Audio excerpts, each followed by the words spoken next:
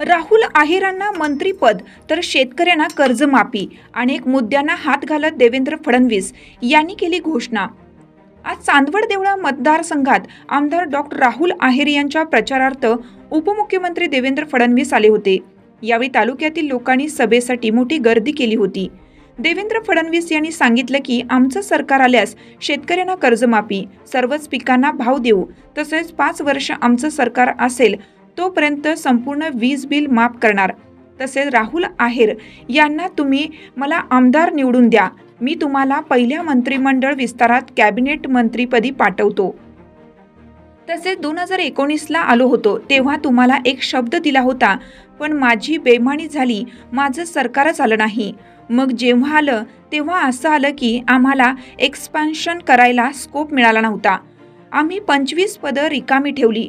पण आज मी तुम्हाला छातीटोकपणे सांगून जातोय, तुम्ही मला राहुल आहेरांच्या रूपाने आमदार द्या, पहिल्याच एक्सपेन्शनमध्ये कॅबिनेट मंत्रीपदी पाठवतो असं म्हणत आश्वासन दिलं आहे। तसेच अट घालत 20,000च्या आतील लीड असेल तर राज्यमंत्री आणि 20,000च्या वर लीड असेल तर कॅबिनेट मंत्री असं म्हणत जनतेला आश्वासित केलं आहे। जनता पार्टी, शिवसेना, राष्ट्रवादी काँग्रेस पार्टी व आरपीआय आठवले गटाच्या महायुतीचा अधिकृत उमेदवार म्हणून आज माझ्या प्रचारार्थ इथं आलेले आमचे सर्वांचे मार्गदर्शक, या महाराष्ट्राचे सर्वात मोठे नेते, या राज्याचे उपमुख्यमंत्री आदरणीय देवेंद्रजी फडणवीस साहेब, मंचावर उपस्थित असलेले सर्वच मान्यवर आणि खऱ्या अर्थाने ही निवडणूक ज्यांनी हाती आता घेतलेली आहे ते समोर उपस्थित असलेले माझे सर्व ईश्वरी रूपी आपण सर्व करतो। कारण आता नेते गेले, जे काही राहिले आता ते सर्व तुम्हीच राहिले आहात आणि आता ही निवडणूक खऱ्या अर्थाने तुम्ही हातात घेतलेली आहे। ज्यांना ज्यांना काही लाभ मिळाला ते सर्व पहिल्या याच्यानी सोडून गेले आणि ज्यांना काहीच नाही मिळालं ते माझ्या बरोबर राहिले।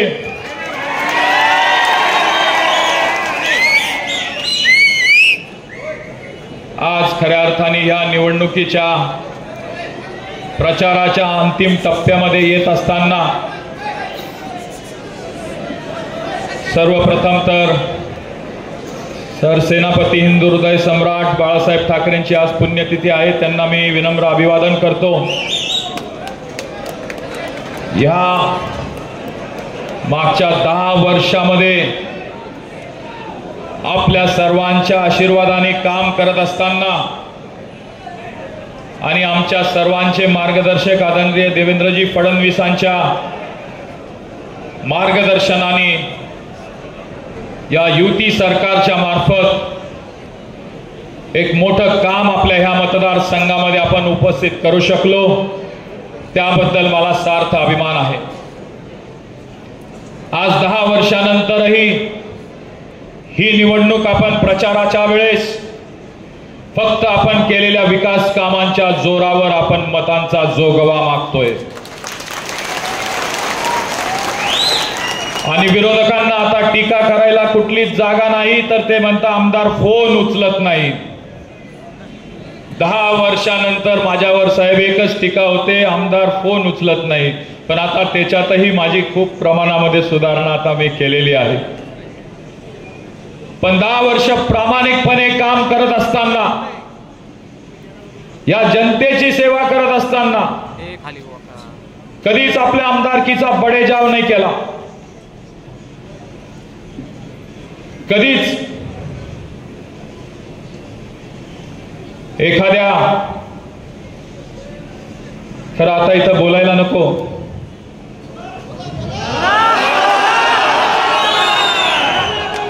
काही गोष्टी बोलल्या नाही तर त्या जास्त बऱ्या राहतात, पण ज्या पद्धतीने या मागच्या 2-3 आठवड्याचं राजकारण चालू आहे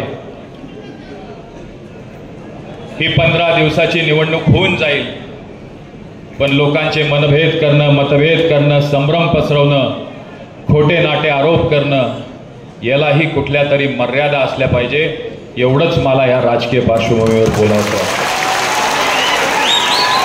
आणि ती आपली भारतीय जनता पक्षाची संस्कृती पण नाही आणि माझी पण संस्कृती नाही. त्याच्यामुळे विरोधक काही बोलले तरी त्याच्यावर जसंच्या तसं उत्तर देण्याच्या ऐवजी मी माझ्या कामातनं उत्तर देईल, एवढाच मी तुम्हाला शब्द देतो. ज्या पद्धतीने ह्या 10 वर्षामध्ये काम करत असताना आपल्या परिसरातील भौतिक सुधार असतील, रस्त्यांचं जाळं असेल, एक ना अनेक प्रकल्प इथं मार्गी लावत असताना खरा सर्वात महत्वाचा विषय, आपले हे दोन्ही तालुके अत्यंत दुष्काळाला कायम सामोरे जाणारे तालुके. दुष्काळ आपल्या 5वीला पोचलेला आहे आणि म्हणून कोणी काही जरी म्हटलं तरी मागच्या 10 वर्षापासून या जलसंधारणाचे आणि जलसिंचनाचे काम सरकार दरबारी पाठपुरावा करत राहून हे मोठ्या प्रमाणामध्ये सोडवण्याचं काम आम्ही केलं. मग 2014 पासून सुरू झालेला नार पारचा या नदी जोड प्रकल्पाचा प्रवास गेल्या 3-4 दशकापासून आपल्या ह्या परिसरातील अनेक नेत्यांनी या नार पारच्या विषयावर काम करण्याचा प्रयत्न केला. प्रत्येकाने त्याच्यामध्ये योगदान दिलं. सुरुवातीला हा नार पार प्रकल्प हा केंद्रीय नदीजोड प्रकल्प होता. महाराष्ट्र, गुजरात आणि आपल्या केंद्राच्या या तिन्ही संस्था मिळून हा प्रकल्प होणार होता. पण मला सार्थ अभिमान आहे की त्यावेळेस मुख्यमंत्री आदरणीय देवेंद्रजी फडणवीस साहेब होते. 2019 मध्ये ज्या वेळेस महाराष्ट्र आणि गुजरातच्या वाटाघाटींमध्ये शेवटच्या टप्प्यांमध्ये ही वाटाघाटी आली आणि गुजरात राज्याने त्यांच्या हक्कापेक्षा जास्त पाण्याची मागणी केली. तत्कालीन आपल्या मुख्यमंत्री महोदयांनी हा आपला सर्वांचा जो पाण्याचा प्रश्न आहे हा ओळखून आपल्या मुख्यमंत्री महोदयांनी हा निर्णय घेतला. पैसा पूर्ण आपण देऊ, पैसा जास्त लागला तरी चालेल, पण भविष्यात पाणी मिळू शकत नाही, म्हणून पाणी जास्त देणार नाही. हा प्रकल्प महाराष्ट्र एकटा स्वतःच्या खर्चाने करेल. आणि म्हणून 2019 पासून हा प्रकल्प केंद्रीय नदीजोड प्रकल्पाच्या ऐवजी हे महाराष्ट्राचे प्रकल्प झाले. आणि महाराष्ट्राचे प्रकल्प झाल्यानंतर गिरणेचा प्रकल्प जो आहे नार पार गिरणा, याचं नियोजन तापी खोरं विकास महामंडळ करतंय. उर्वरित गोदावरीमध्ये जे 3 प्रकल्प आहेत त्याच्यामध्ये आपला पार गोदावरी आहे, दमनगंगा आहे, एकदरे आहे. हे तिन्ही प्रकल्प आपलं गोदावरी महामंडळ करतंय. आज विरोधक कुठेतरी आपल्यामध्ये संभ्रम तयार करण्याचं वातावरण करतात की देवळ्याचा प्रकल्प झाला मग चांदवडचा प्रकल्प का होत नाहीये. गिरणा खोऱ्याचा प्रकल्प झालाय, गोदावरी खोऱ्याचा प्रकल्प पण झाल्याशिवाय राहणार नाही, ही माझी तुम्हाला सिद्ध आहे. कारण ज्या पद्धतीने नार पार गिरणा प्रकल्प झाला, आदरणीय उपमुख्यमंत्री देवेंद्र फडणवीस साहेबांचे तर जितके आभार मानू तितके कमी आहे. कारण 7,452 कोटी रुपयाचा हा प्रकल्प, हा जर आज कोणाच्या मुळे जर मान्यता मिळाली असेल तर मी छाती टोकपणे सांगू शकतो की आमचे नेते आदरणीय देवेंद्रजी फडणवीस साहेबांमुळेच मिळालेली आहे. कारण मी त्याच्या प्रत्येक पावलावर मी त्याचा साक्षीदार राहिलेलो आहे. आज नार पार गिरणेचा प्रकल्प एक पाऊल पुढे आहे. पार गोदावरीचा आपला 4.5 TMC पाणी गोदावरीमध्ये फिरवणं, तेच आपल्या पुणेगाव पासून दरसवाडी पासून तळेगावच्या पुढे जाणार आहे. तेच पाणी आपण हाय राईज कॅनलनी आपण चांदवड पर्यंत आणणार आहे. आता विरोधक म्हणता हे मागे का होऊ शकलं नाही, पण मागे जोपर्यंत पाणी उपलब्ध होत नव्हतं तोपर्यंत हा प्रकल्प होऊ शकत नव्हता. एवढी साधी गोष्ट त्यांनाही माहिती आहे, पण तुमची दिशाभूल करण्याचा प्रयत्न ते करतायत. अवघ्या काही महिन्यामध्ये हे पार गोदावरीच्या प्रकल्पाला पण मान्यता मिळेल, कारण माझ्या नेत्यावर पूर्ण विश्वास आहे. आज नार पार गिरणा प्रकल्प जो हा गिरणा खोऱ्यामध्ये झालेला आहे, ही सर्वस्वी आमच्या नेत्याची साथ आणि आमच्या नेत्यांचा आशीर्वाद आहे की 32,000 हेक्टर जे नाशिक जिल्ह्यातलं ओलिता खाली येणार आहे, जे बारमाही होणार आहे, त्याच्यापैकी तब्बल 16,000 हेक्टर म्हणजे या नार पार गिरणा प्रकल्पाचा तब्बल अर्धा भाग हा देवळा तालुक्याचा बारमाही होणार आहे. एवढं मोठं काम खऱ्या अर्थाने या नार पार गिरणा प्रकल्पाने झालेलं आहे. आणि त्याच पद्धतीने हे 4.5 TMCचं पाणी आपलं पार खोऱ्यातलं हे गोदावरी मध्ये आपण वळून आपल्या चांदवड तालुक्याच्या पुणे गावचा भाग आणि या आपल्या दोडांबे कान मंडळापासून तर चांदवडचा भाग, जसा आपण नार पार गिरणेला हाय राईज कॅनल काढला, वाढीव 3,000 हेक्टर आपण त्याच्यामध्ये ओलिता खाली आणले, तसाच आपला हा हाय राईज कॅनल पण आपल्या डोंगर पायथ्याशीच्या गावांना पिण्याचा आणि शेतीचे पाणी दिल्याशिवाय राहणार नाही, याचा माझ्या मनामध्ये ठाम विश्वास आहे. सिंचनाचे हे 2 मोठे प्रकल्प आपले आज मार्गी लागले. खरं बाकोटगाव धरणासारखा प्रकल्प आपला मार्गी लागला. आज राऊड, उसवाड, डोंगरगाव, दुगाव, कोकणखेडे चारीचा प्रश्न मार्ग लागला. आज आपल्या नागिन बोगद्यापासून पिंपळगाव वाखारी असेल, मेशी असेल, डोंगरगाव असेल, खडकतळे असेल, त्याचा प्रकल्प आज मार्गी लागला. एक ना एक नदी जोड, तिथल्याच्या पाणी वळण योजनांचे प्रकल्प आज आपल्या ह्या महायुतीच्या शासनाने आपल्या सर्वांसाठी ते आज त्यांनी उपलब्ध करून दिले. त्याच्यामुळे येणाऱ्या काही वर्षामध्येच आपल्याला हा दुष्काळी तालुक्याचा कलंक मिटवण्याचं आपलं जे स्वप्न आपण एवढे वर्ष बघत होतो, ते स्वप्न आपलं नक्कीच पुरं होईल, हा माझ्या मनामध्ये विश्वास आहे. कामं करत असताना सिंचनाच्या कामांना प्राधान्य देऊन आज जवळजवळ 70-80% सिंचनाचे काम आज पूर्ण झाले. एक मोठा आपला प्रकल्प अजून तो पूर्ण झाल्यावर आपल्याला भविष्य काळामध्ये पाण्यासाठी इकडं तिकडं मारामाऱ्या कराव्या लागणार नाही.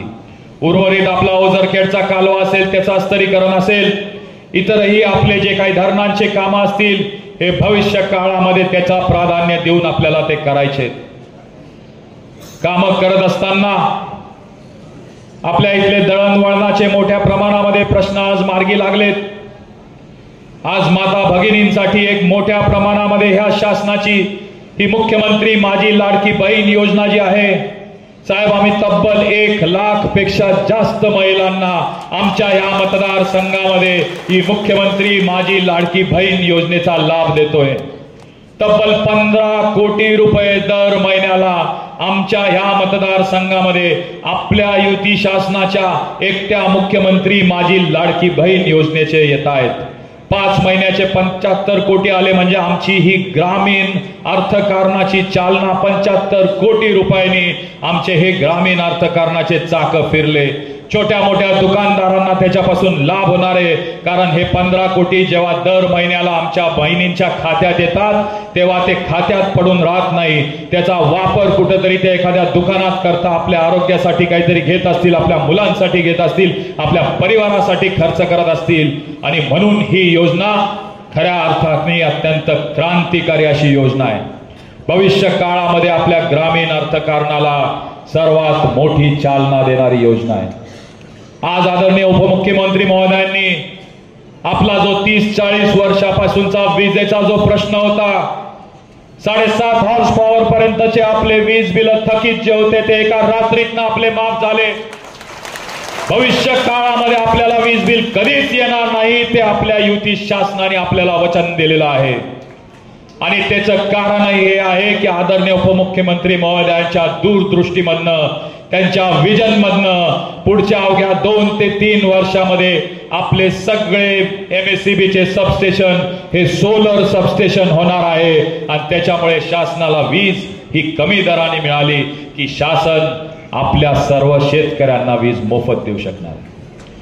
आज एक ना अनेक योजना हे युती शासन आपले शेतकरी असतील, कष्टकरी असतील, आपल्या माता भगिनी असतील, आपले कामगार बांधव असतील, आपले आदिवासी बांधव असतील, आपले मागासवर्गीय बांधव असतील, ज्येष्ठ नागरिक असतील, प्रत्येकाला काही ना काही देण्याचं या सरकारने काम केलंय. हे देणाऱ्यांचं सरकार आहे.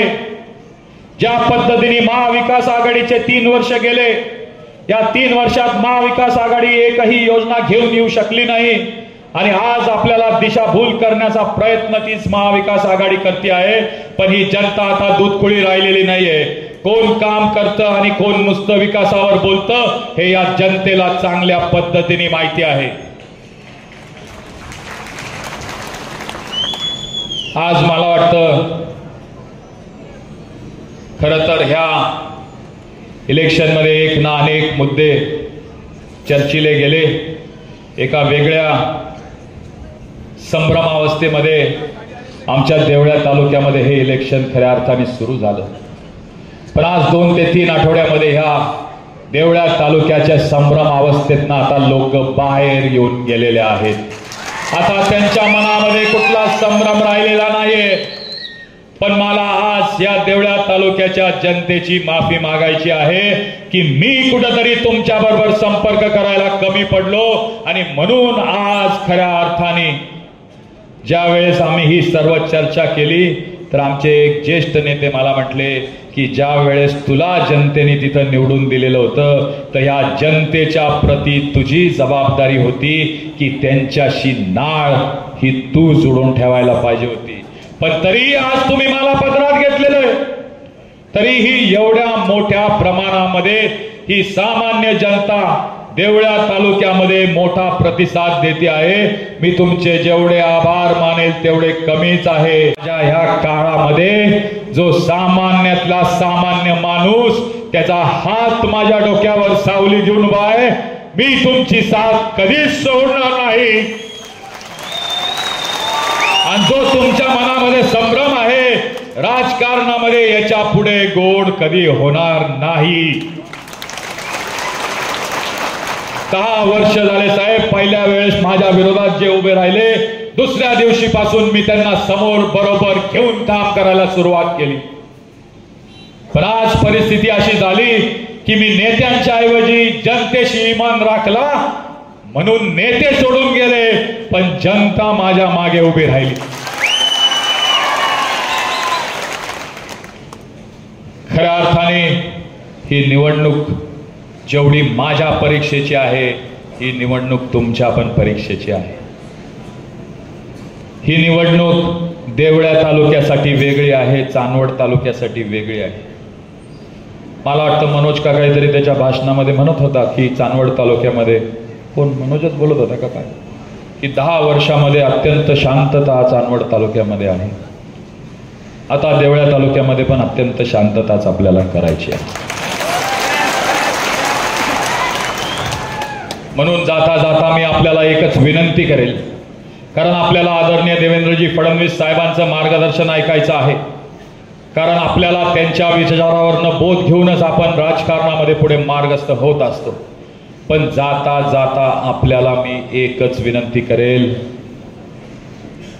आणि आपण कृपया ही विनंती गांभीर्याने घ्या एवढीच माझी आपल्या सर्वांना कळकळीचं सांगणं आहे.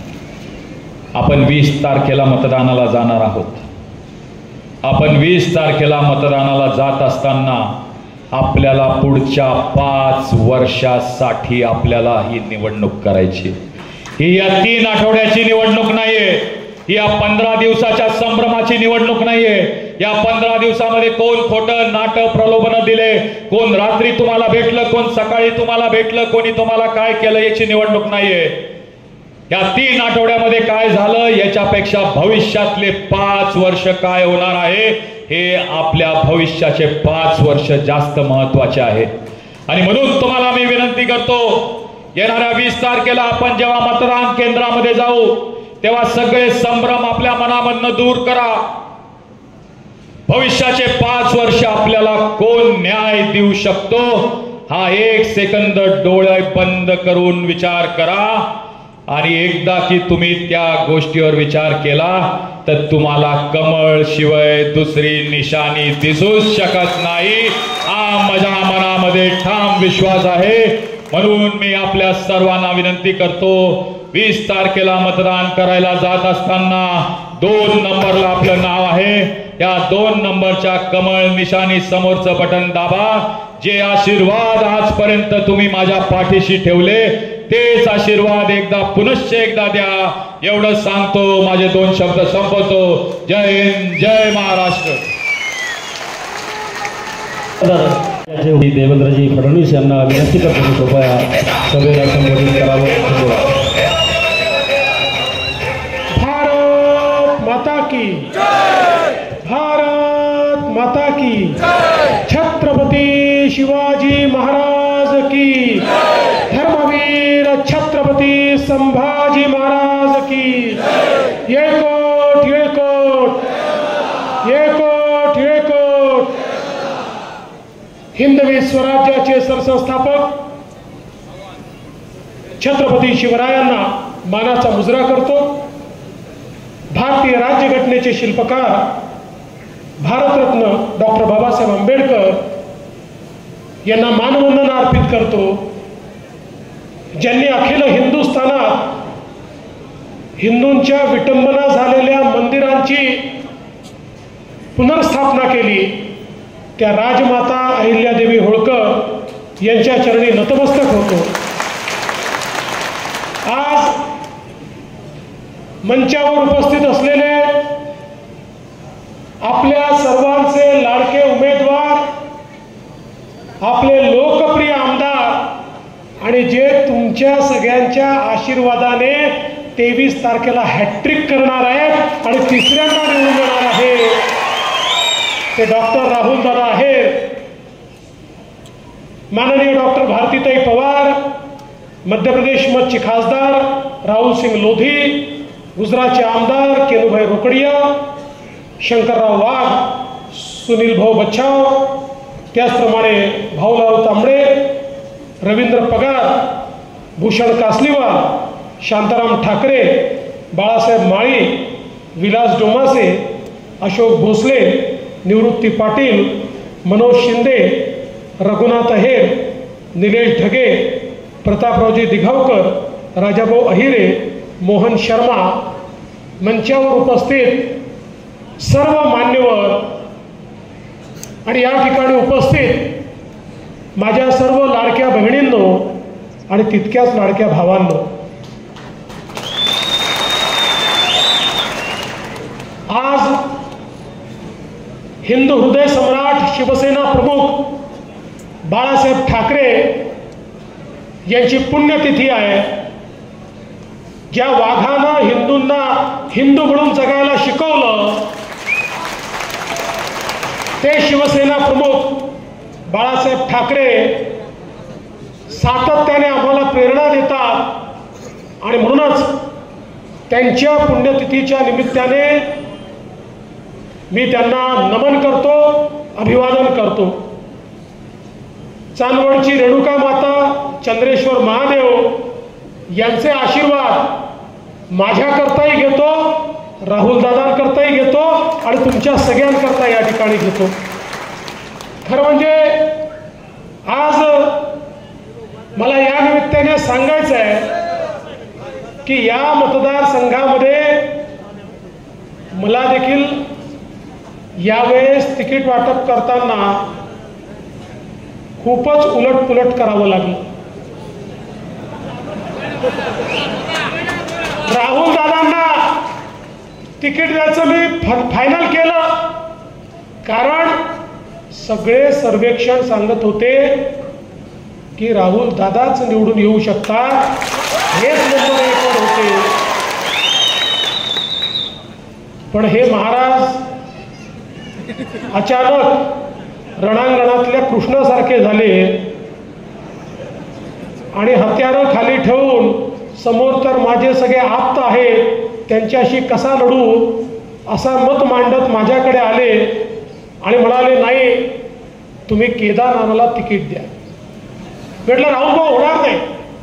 म्हणाले नाही, आमचा परिवार तुटेल त्यापेक्षा याची इच्छा याला करून टाका. आणि शेवटी आपल्याला सांगतो, त्यांच्या आग्रहा खातर मी वरती बोलून हे सांगितलं की नाही केदारनाथ करा. ते म्हणाले हो पण कसं करणार आहे, आमच्या पण सर्वेमध्ये राहुल अहेरच दिसतात. म्हटलं आता बघा एकच घर आहे, भाऊ आहेत, हे आहे ते आहे, सगळ्या 50-50 गोष्टी सांगितल्या आणि जवळपास ते फायनल केलं. पण तुम्हाला सांगतो त्यानंतर चांदवड आणि देवळ्याच्या लोकांनी जो माझ्यावर हल्ला केला, कोणी ऐकायलाच तयार नव्हतं. मी त्यांना समजून सांगत होतो की राहुल दादा म्हणत. ते म्हणाले राहुल दादा कोण होता, आम्ही ठरवणार. त्यांना अधिकार कोणी दिला ठरवायचा, आमचा आमदार कोण होणार हे आम्ही ठरवणार. आणि ज्या दिवशी हा जनरेटा मी पाहिला, माझ्या मनात पक्क झालं ही मंडळी ऐकणारी नाही. यांनी मनातनं ठरवलं आहे राहुल दादालाच निवडून द्यायचं आणि मग ठाम मत बनवलं. आणि मी राहुल दादांना सांगितलं कि एक बार मैंने तय कर लिया तो मैं खुद की भी नहीं सुनता. आता तुम्ही चुपचाप शांत बसा. आता चांदवड देवळा मतदारसंघातनं भाजपचा उमेदवार डॉक्टर राहुल अहेरच असेल आणि त्याची घोषणा केली. आणि मला आनंद आहे की आपण सगळ्यांनी ही निवडणूक आपल्या हातामध्ये घेतली आहे. आता कोणी चंद्रावरनं जरी खाली उतरला तरी या निवडणुकीचा निकाल बदलू शकत नाही. या निवडणुकीचा निकाल पक्का आहे. राहुल दादा प्रचंड मताने निवडून येणार आहेत. फक्त राहुल दादा, आता तुमच्या लक्षात आलं असेल, तुम्ही देवळ्यामध्ये बिनपगारी फुल अधिकारी जे नेमले होते, असं करू नका. आपले चांगले कार्यकर्ते, सामान्य कार्यकर्ते, नेते, पदाधिकारी यांनाच अधिकार द्या. म्हणजे मी म्हणायला जरी बिनपगारी म्हटलं तरी त्यांचा पगार काय होता मला सांगण्याची आवश्यकता नाही आहे. पण जाऊ दे, कालपर्यंत आपल्यासोबतच होते त्यामुळे फार त्यांच्यावर बोलायचं काय. पण मी हेच सांगण्याकरता आलो आहे की खऱ्या अर्थानं आपल्याला या ठिकाणी राहुल दादांसारखा अतिशय शांत पण वेळ पडली तर तेवढाच कणखर, आपलं काम समजून घेणारा, विधानसभेमध्ये बोलत असताना ज्याच्या ठाई प्रचंड आपल्याला ज्ञान दिसतं, आपला मुद्दा मांडताना हे लक्षात येतं की या माणसाला खोलवर माहिती आहे आणि ज्याची भाषणं विधानसभेमध्ये ऐकल्यानंतर मंत्री देखील त्याला नाही म्हणू शकत नाही, अशा प्रकारचा राहुल दादा हा आपला आमदार आहे. आणि त्यांनी सांगितलं ही गोष्ट खरी आहे. या महाराष्ट्रामध्ये नदी जोड प्रकल्प करायचे हा आपण विषय ज्यावेळेस हातामध्ये घेतला, मला आपल्याला सांगितलं पाहिजे गुजरातमध्ये आणि आपल्यामध्ये पाण्याकरता डिस्प्यूट होता. त्या काळचं काँग्रेस राष्ट्रवादीचं सरकार होतं, त्यावेळेचे काँग्रेसचे मुख्यमंत्री होते. काँग्रेसच्या मुख्यमंत्र्यांनी गुजरातसोबत एक करार केला आणि त्या करारामध्ये त्यांना किती पाणी आणि आपल्याला किती पाणी अशा प्रकारचा निर्णय केला. नंतर मी मुख्यमंत्री झालो, मी त्या कराराप्रमाणे पुढे जायला लागलो आणि अचानक नाशिक जिल्ह्यातनं मोठ्या प्रमाणात ओरड चालू झाली, आमचं पाणी देत आहे, आमचं पाणी देत आहे, आमचं पाणी देत आहे. मी म्हटलं चालं काय बरं. मजेची गोष्ट, ज्या काँग्रेस सरकारने करार केला ते काँग्रेसचे लोक म्हणायला लागले आमचं पाणी देत आहे. मी म्हटलं चाललं काय. मग मी त्यातलं सगळं समजून घेतलं तर माझ्या लक्षात आलं की कराराप्रमाणे त्यांना पाणी द्यावं लागेल. जर हा इंटरस्टेट प्रोजेक्ट ठेवायचा असेल आणि केंद्र सरकारचे पैसे केवळ इंटरस्टेट प्रोजेक्टला मिळतात. मी निर्णय केला महाराष्ट्र काही लेचपेचं राज्य नाही आहे, हे मजबूत राज्य आहे. आम्हाला कोणाचेही पैसे नको, आम्ही आमच्या पैशाने या ठिकाणी हा प्रोजेक्ट करू. आणि तो जो करार तेव्हाच्या काँग्रेस सरकारने केला होता, मी गुजरातच्या मुख्यमंत्र्यांना सांगितलं साहेब दोनच पर्याय आहेत. एक, आम्ही जेवढं पाणी देतो तेवढं पाणी उकईमधनं आम्हाला परत करा, तर आम्ही तुमच्याशी करार ठेवू, नाहीतर हा करार तोडून टाका, तुम्ही तुमचं काम करा, आम्ही आमचं काम करू. आणि मी तो करार तोडला आणि ठरवलं की महाराष्ट्रातनंच आम्ही हे काम या ठिकाणी पूर्ण करू. त्याच्यामध्ये नार पार होतं, त्याच्यामध्ये पार गोदावरी होतं. आणि मग एक आपला इंटिग्रेटेड वॉटर उपखोऱ्यांचा डेव्हलपमेंट विकास आराखडा तयार केला. आणि त्या आराखड्यानुसार मी 2019 साली या सगळ्या प्रोजेक्टला मान्यता दिली. दुर्दैव आहे, ही मान्यता मिळाल्यानंतर महाविकास आघाडीचं, उद्धवजींचं सरकार आलं, शरद पवार साहेबांचं सरकार आलं, काँग्रेसचं सरकार आलं. 2.5 वर्ष या फाईलवरची धूळ देखील त्यांनी झटकली नाही. पण तुमच्या आशीर्वादाने पुन्हा आपलं सरकार आलं आणि लगेच मी स्टॅट्युटरी मान्यता घेणं चालू केलं. केंद्र सरकार, जल बोर्ड, वॉटर बोर्ड सगळ्या मान्यता घेतल्या आणि या ठिकाणी नार पार गिरणा योजनेचं टेंडर त्या ठिकाणी काढलं आणि लवकरच पुढच्या 3 महिन्यामध्ये त्याचं काम आपण करणार आहोत. आणि इथे येत असताना मला माहिती होतं की या ठिकाणी देवळावाले तर आनंदित होतील, पण चांदवडवाले विचारतील त्यांचं केलं, आमचं काय. काळजी करू नका, तुम्हाला पाणी मिळणार आहे या ठिकाणी गोदावरीतनं. आणि जे पार गोदावरीचं काम आहे तेही मी अंतिम टप्प्यात आणलेलं आहे. आज तुम्हाला शब्द देऊन जातो, पुढच्या 6 महिन्यामध्ये पार गोदावरीचा देखील सगळ्या मान्यता घेऊन टेंडर काढेल आणि या भागाला पूर्णपणे पाणीदार करण्याचं काम हे आपलं महायुतीचं सरकार करेल. आणि बघा तुमचं नशीब किती चांगलं आहे, हे सगळं करून आत्ता आपण काम सुरू केलं. आणि मागच्या नीती आयोगाच्या बैठकीमध्ये माननीय प्रधानमंत्र्यांनी सांगितलं की नदी जोड प्रकल्प जे आहे इंटरस्टेटमध्ये सगळ्याच राज्यात प्रॉब्लेम आहे, तुम्ही विदिन द स्टेट नदी जोड प्रकल्प सुरू करा. त्याही प्रकल्पांना केंद्र सरकार मदत करेल. म्हणजे आता आपल्याला पैशाचीही काळजी उरलेली नाही, केंद्र सरकार देखील आपल्याला पैसा देणार आहे. आणि म्हणून या भागामध्ये खऱ्या अर्थानं मोठ्या प्रमाणात हे प्रकल्प पूर्ण करून हा सगळा भाग पाणीदार करण्याचं काम आपल्या सरकारच्या माध्यमातून आपण करू. एकीकडे सिंचनाची कामं, जलसंधारणाची कामं ही मोठ्या प्रमाणात आपण केली. ज्यावेळी अंतिम टप्प्यामध्ये हे सगळे प्रपोजल होते, मला आजही आठवतं राहुल दादांचा जीव खालीवर होत होता. कोणीतरी सांगितलं की परवाच त्या ठिकाणी आचारसंहिता लागणार. त्यांचा रात्री 2:30 वाजता मला फोन आला. मी म्हटलं काय झालं, काय ॲक्सिडेंट झालं. म्हणलं नाही साहेब कळलंय, आचारसंहिता लागणार आहे. आपलं नार पारचं जे आहे ते अंतिम टप्प्यामध्ये आहे, आचारसंहिता लागली तर काय. मी म्हटलं काळजी करू नका, अजून 1 महिना आचारसंहिता लागायला आहे, त्याच्या आधी मी काही झालं तरी याचं टेंडर तुम्हाला काढून देईल. तरी देखील शेवटच्या क्षणापर्यंत त्याचा पाठपुरावा राहुल दादा करत होते. त्यामुळे आज हे टेंडर या ठिकाणी निघालं, मला अतिशय आनंद वाटतो. अशा प्रकारचा पाठपुरावा करणारा आपला आमदार आहे. आज आपल्याला कल्पना आहे, आपल्या सरकारने शेतकऱ्यांकरता अनेक निर्णय घेतले. आमचा कांद्याचा शेतकरी अडचणीत होता, थोडा फटका देखील आम्हाला मिळाला नाही असं नाही आहे, नाराजीचा. आणि आम्हाला समजलंय की याच्या पुढे लक्षात ठेवावं लागेल.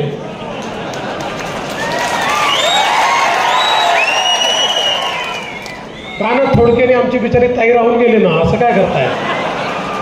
पण आज मला आनंद आहे की शेवटी सरकार कुठलं असतं, सरकार लोकांचं मत समजून घेणारं असतं. आपल्या सरकारने मत समजून घेतलं, कांद्यावरचे निर्बंध दूर केले. आणि आता तुम्हाला सांगतो, आम्हाला ठेस लागलेली आहे. आम्ही यापुढे ताकही फुंकून पिणार त्यामुळे जोपर्यंत मोदी सरकार आहे अशी अचानक निर्यात बंदी वगैरे यापुढे लागणार नाही. हे सरकार तुमचं सरकार आहे. बघा, आंतरराष्ट्रीय बाजारपेठेमध्ये कापूस आणि सोयाबीनचा भाव पडला. मागच्या वर्षी खरीपामध्ये आम्ही सांगितलं होतं की आम्ही सोयाबीनला 5,000 रुपये हेक्टरी मदत करू. लोकसभेची निवडणूक आली, आम्ही करू शकलो नाही. लोकांना वाटलं हे चुकीचं सांगतायत. पण लोकसभेची निवडणूक संपल्याबरोबर सोयाबीनच्या शेतकऱ्याच्या खात्यामध्ये पैसा जमा करणं आम्ही सुरू केलं. 4,000 कोटी रुपये आम्ही शेतकऱ्यांच्या खात्यात दिले. यावर्षी सोयाबीन खरेदी करत असताना पावसाळा उशिरापर्यंत गेल्यामुळे सोयाबीनचं मॉइश्चर 18% गेलं. 12% वर खरेदी होत नाही. 400 केंद्र उघडले, 2 लाख शेतकऱ्यांनी रजिस्ट्रेशन केलं. पण शेतकरी माल आणायचा तर मॉइश्चर 18%, 17%. मग आम्ही शेतकऱ्यांना सांगितलं मॉइश्चर मीटर पाठवतो, 8-10 दिवस थांबा, उघाडीमध्ये मॉइश्चर कमी होत जाईल. आमच्या लक्षात आलं की मॉइश्चर हे आता 15% आलेलं आहे. आम्ही केंद्र सरकारला विनंती केली, कारण आम्हाला याची माहिती होती. आम्ही आचारसंहितेपूर्वी केंद्राला पत्र पाठवलं होतं की तुम्ही यावेळेस सोयाबीनच्या खरेदीमध्ये मॉइश्चर कंटेंट 18% ठेवा, कारण आमच्याकडे पाऊस खूप उशिरापर्यंत पडलेला आहे, नाही तर खरेदी होणार नाही. मला अतिशय आनंद वाटतो आणि आम्ही सांगितलं जर काही फरक आला तर पैसे आम्ही देऊ. मला अतिशय आनंद आहे. कालच केंद्र सरकारचा आदेश आला आणि 12%च्या ऐवजी त्यांनी 15% मॉइश्चर अलाव केलं. त्यामुळे आता सगळ्या महाराष्ट्राची निवडणूक आहे ती उमेदवारांच्या भवितव्याची निवडणूक नसून पूर्ण महाराष्ट्रातल्या 12.5 कोटी जनतेच्या भवितव्याची निवडणूक आहे. आणि ही निवडणूक अत्यंत महत्त्वाची आहे, कारण गेल्या 2.5 वर्षात जे विकासाची चाकं जोराने चालू झालेली आहेत, जवळपास 2.5 वर्षात केंद्राकडून जवळपास 101 लाख कोटीची कामं मंजूर झालेली आहेत. आणि महाराष्ट्राचा खऱ्या अर्थाने विकास व्हायचा असेल तर महायुतीचं सरकार आपल्याला या ठिकाणी आणावं लागणार आहे. मागच्याच आठवड्यात मी रेल्वे मंत्री अश्विनी वैष्णवजी, ते पण IAS ऑफिसर आहेत, मी त्यांच्याबरोबर चर्चा करत होतो आणि त्यांनी सांगितलं की दिगावकर साहब मैंने महाराष्ट्र के लिए 1,70,000 करोड़ का रेलवे का काम चालू किया है. एक डिपार्टमेंट जर एवढं काम चालू करत असेल, त्यामुळे एक महाराष्ट्र पूर्णपणे विकासाच्या दृष्टीवर न्यायचं असेल, ज्यावेळेस भारताची अर्थव्यवस्था $5 ट्रिलियन होईल, त्यावेळेस माझ्या महाराष्ट्राच्या त्याच्यामध्ये $1 लाख ट्रिलियन होते. आणि त्यावेळेस माझा महाराष्ट्र हा माझा देश घडवण्यासाठी पुढे राहील. आणि त्यामुळे 20 तारखेची विधानसभेची निवडणूक उमेदवाराच्या भवितव्याची नाही आहे, माझ्या महाराष्ट्रातल्या तरुण, महिला, सुशिक्षित युवक, शेतकरी यांच्या भविष्याची निवड आहे. त्यामुळे मी सर्व महाराष्ट्रातल्या तमाम मतदारांना, माझ्या माता भगिनींना, बंधूंना मी विनंतीपूर्वक आवाहन करतो, 20 तारखेला महायुतीचे उमेदवारांना पूर्णपणे पाठिंबा देऊन जे महाराष्ट्राचं विकासाचं काम चालू झालंय त्याला तुम्ही सक्रिय पाठिंबा द्या.